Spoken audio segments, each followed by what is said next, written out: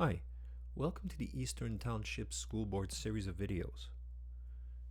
In this module, we're going to explore the Whiteboard, part of the Introduction to Technologies for Learning course. So let me just get out of here and go to Zoom. So inside of Zoom, right now I've got side-by-side screen.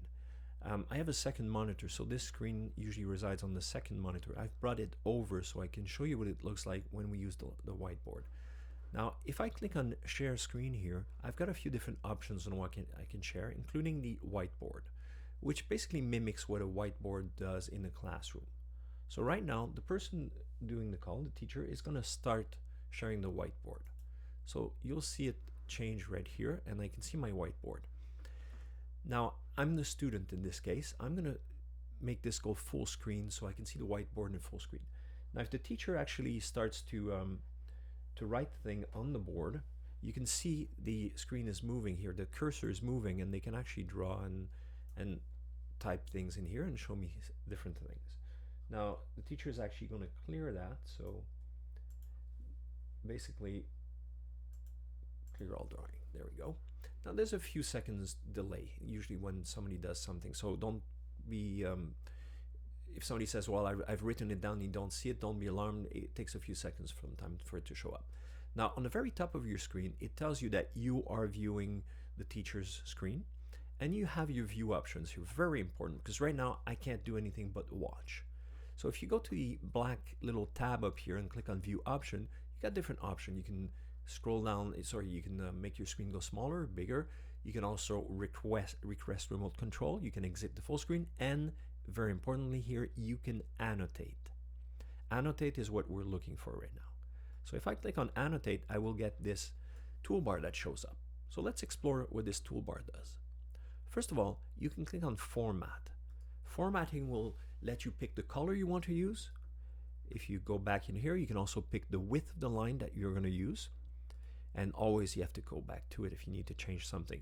And you can pick the font you want. So if it has to be bold and what size it's going to be on. I would suggest using something big like 24, 36 or higher so that people can see what you're writing when you're writing. So again, format lets you pick your color, the width of the line that you're going to be using, and the font size that you want to use.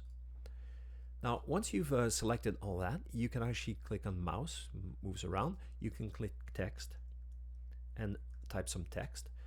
You'll notice here it didn't use the color I want, so I can go back in here and pick the different color. Now, using mouse, I can actually move these things around. So once I've typed it, I can move it around. You can draw. You can draw with many different shapes. You can draw with arrows. You can draw with a free hand. And you have your choice of what you can do. You can actually select grids like this and boxes and circles. So you can pick and draw whatever you want to do. When you're done, you can always clear that.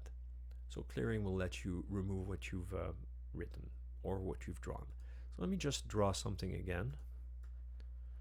So just a little line here. Now if somebody asks you, well, who put that here, because they don't recognize your color or whoever did that, you can click on arrow here, and arrow will actually let you click next to something, and that will display your name.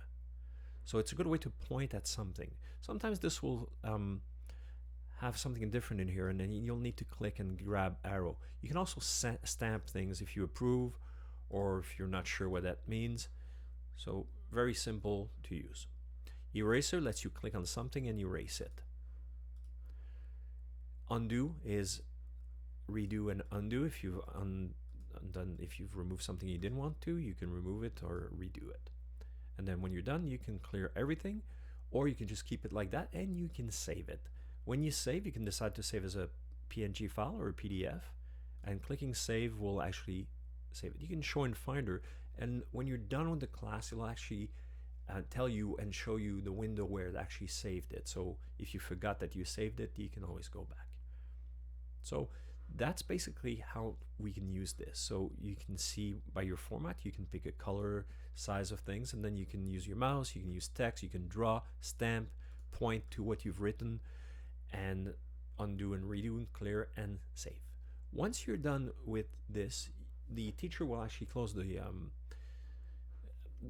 the whiteboard, but you can also get rid of your toolbar if you don't want it. Remember, you can always grab it back here. You can also exit full screen and then wait for the teacher to stop sharing the whiteboard.